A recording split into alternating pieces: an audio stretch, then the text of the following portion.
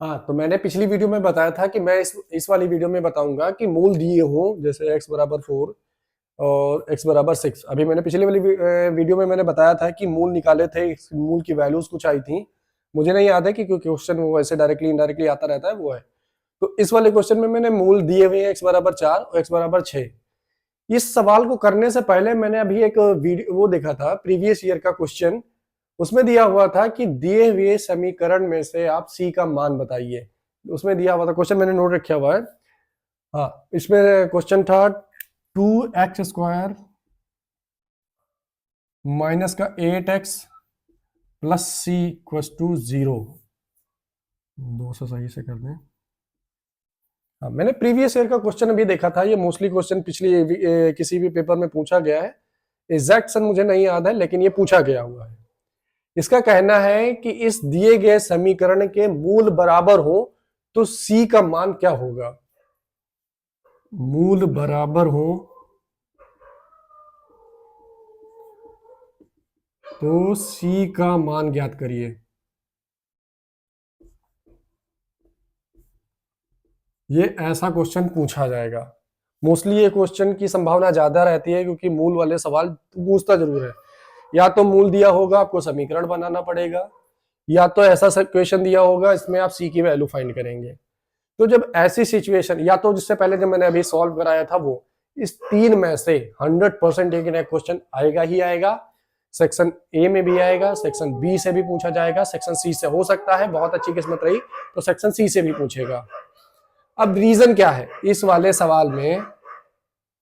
अब इस वाले जो फॉर्मूला इसमें लगेगा वो लगेगा वही b² माइनस का 4a। अरे यार इतना ठीक, देखो जो यहाँ पे फॉर्मूला लगेगा वो d² बराबर 4b² माइनस का 4ac। श्रीधराचार्य के फॉर्मूले में क्या था? माइनस b था, प्लस माइनस अंडर रूट के अंदर 4ac अपॉन 2a था। लेकिन इस वाले फॉर्मूले के अंदर सिर्फ इतना ही है, इक्वल टू, हाँ, d बराबर b² माइनस का 4ac इक्वल टू 0। अब यहाँ पे आपको वो वाली इक्वेशन याद करनी है जो मैंने बोला था ax plus by plus c। जो मैंने पिछली वाली इक्वेशन मैंने बोला था ax plus by plus C equal to 0। ये मैंने पिछली वीडियो में बताया था।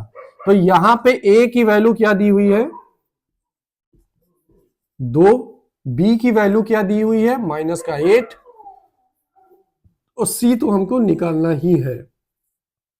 तो इस वाले फॉर्मूले में हम सारी वैल्यूज को रखेंगे। d बराबर, d का मतलब है द्विघातीय समीकरण। द्विघाती इसलिए क्योंकि यहाँ पे स्क्वायर लगा होगा। अगर यहाँ पे 3 लग दिया तो त्रिघातीय हो जाएगा ये। ठीक, तो इस वजह से इसको डी रखा गया, डबल इक्वेशन। अब यहाँ पे देखा b² कितना है? b की वैल्यू है माइनस का 8 माइनस 4 इंटू ए की वैल्यू कितनी दी हुई है? 2 इंटू सी तो हमको निकालना ही है, तो हम सी की जगह पे सी ही रखेंगे। तो d बराबर 8 अठाई 64, माइनस माइनस प्लस हो गया, ये माइनस 4 दूनी 8 सी इक्वल टू 0। ठीक, अब हम इसको सॉल्व करेंगे। अब एक काम करते हैं, 64 को उधर ले जाते हैं या तो सी को उधर पहुंचा देते हैं, दो में से काम करते हैं। तो पहले एक एक स्टेप करते हैं ताकि आपको समझ में आ जाए। अब यहाँ को माइनस का 8c को इधर रखते हैं और इस 64 को बराबर के उधर पहुंचाते हैं। तो ये 64 यहाँ पे प्लस का है, इधर जाएगा माइनस का होगा, माइनस का 64। ठीक, माइनस माइनस दोनों जगह है, काट दिए। अब यहां पे मैं चाहूं तो डायरेक्ट इसको निकाल दूंगा, लेकिन मैं निकालूंगा नहीं ताकि आपको समझ में आए। अब यहां पे देखो C8 और C दोनों गुणा में है, इनके बीच में इनडायरेक्टली देखो ये गुणा लगा होगा 8 इंटू सी। तो जबकि गुणा लगा होगा और बराबर के उधर जाएगा तो इसका जस्ट अपोजिट होगा, गुणे का अपोजिट डिवाइड होगा। तो मतलब C इक्वल टू 64 अपान 8। अब इसकी वैल्यू निकालो, 8 अठाई 64। तो यहां पे जो C की वैल्यू निकल के आई वो आई 8। आप चाहो तो C की वैल्यू रख के इस वाले क्वेश्चन में क्वेश्चन को सॉल्व करने ना आराम से आएगी। ठीक, कोई दिक्कत नहीं है। हाँ, अब ये क्वेश्चन तो सॉल्व हो गया। अब दूसरा क्वेश्चन दिया हुआ है ये x बराबर 4 x बराबर 6। के मूल दिए हुए हैं तो इसकी द्विघातीय समीकरण निकालिए, ये भी क्वेश्चन देगा। ठीक, तो अब ये तो समझ में कोई डाउट हो तो मुझे मैसेज कर देना, जो भी हो मैं फोन करके बता देना, मैं बता दूंगा। लेकिन अब आते हैं अपने मेन वाले क्वेश्चन पे, जो हमने बोला था पिछले वीडियो में कि मैं मूल दिए रहेंगे तो उनको समीकरण में कैसे कन्वर्ट करना है। तो इस वाले केसेस में आपको कुछ नहीं, कोई रॉकेट साइंस नहीं लगानी है, आप पुराने वाला ही फॉर्मूला याद रखेंगे जो अभी आपने किया था। x बराबर अगर जो 4 दिया हुआ है तो इसका मतलब अपने पिछले वाली वीडियो में देखिएगा x माइनस 4 इक्वल टू 0। जब ये क्वेश्चन हमारे पास आया था तभी मैंने x की वैल्यू वहां पे निकाली थी कि हाँ मूल हमारा ये है। और अगर जो दूसरा दिया हुआ है x बराबर 6 तो इसका मतलब है x माइनस 6 दिया होगा। ठीक, ये दिया रहेगा, ये होगा तभी आगे का क्वेश्चन सॉल्व हुआ है। मैं एक बार कंफर्म कर लूं, हाँ क्योंकि यही है। ठीक, अब इसमें कुछ नहीं करना, दोनों को आपस में मल्टीप्लाई कर देना है, x माइनस 4 x माइनस 6, बस इसके दोनों को मल्टीप्लाई कर दीजिए, समीकरण आ जाएगा पूरा। अब करो, x को पहले x के साथ करो, x का हुआ x स्क्वायर, फिर अब इसी x का 6 के साथ करो तो ये हुआ क्या, x यहाँ पे प्लस का है, यहाँ पे 6 माइनस का है, तो ये हुआ माइनस का 6x। माइनस प्लस हमेशा याद रखना, नहीं तो मैं 100% बोल रहा हूं सवाल गलत होगा। क्योंकि अगर जो माइनस प्लस गलती किए तो यहाँ पे जुड़ने के बजाय कटेगा, कटेगा तो सवाल गलत आएगा। एग्जामिनर आपका step by step marking check करता है, लेकिन लास्ट में आपने पूरा सवाल सही किया, लास्ट में केवल एक गलती, आपका पूरा नंबर चला जाएगा। पता लगे 3 नंबर का सवाल हो तो आपको आधा नंबर देकर रोक देगा। ये भी नहीं होगा कि 2 नंबर मिल जाएगा, नहीं मिलेगा, काट देगा, क्योंकि मेन वो लास्ट में ही देखेगा, अब उसके बाद में स्टेप बाय स्टेप चेकिंग करता है कि क्या ही है। ये चीज ध्यान रखना। अब x की दोनों से मल्टीप्लीकेशन तो हो गई है, अब बचा क्या 4।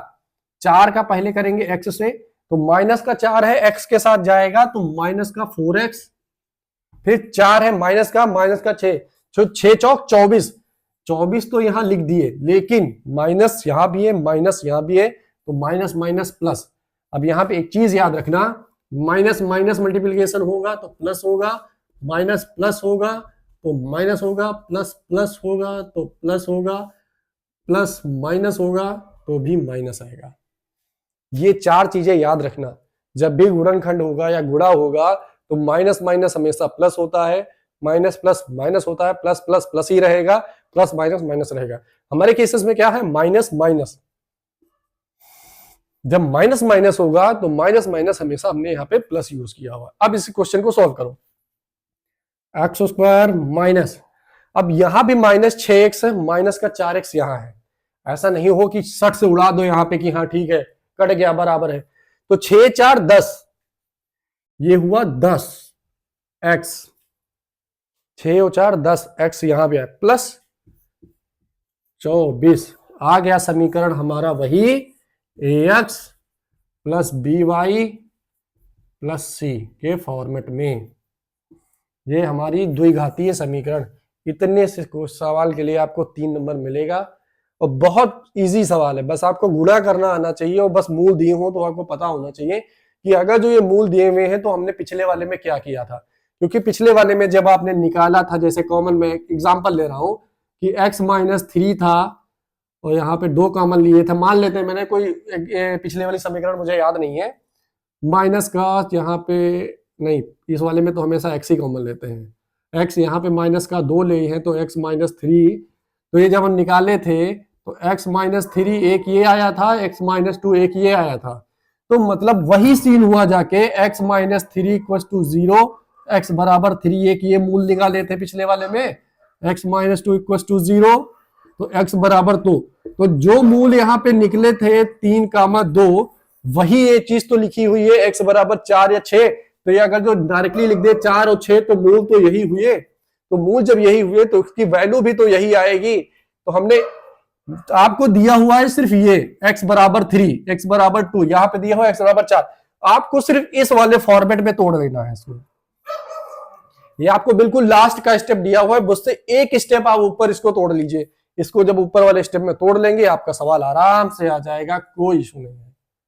ठीक, नेक्स्ट वीडियो में जो भी टॉपिक हमको मिलता है वो पढ़ाते हैं। फिलहाल मैं आपको पढ़ाऊंगा ट्रिग्नोमेट्री, क्वाड्रेंट के क्वेश्चन और tan थीटा cot थीटा बताऊंगा, ये भी सारा बता दूंगा। इतना फिलहाल जरूर पढ़ा दूंगा कि पास हो जाओगे।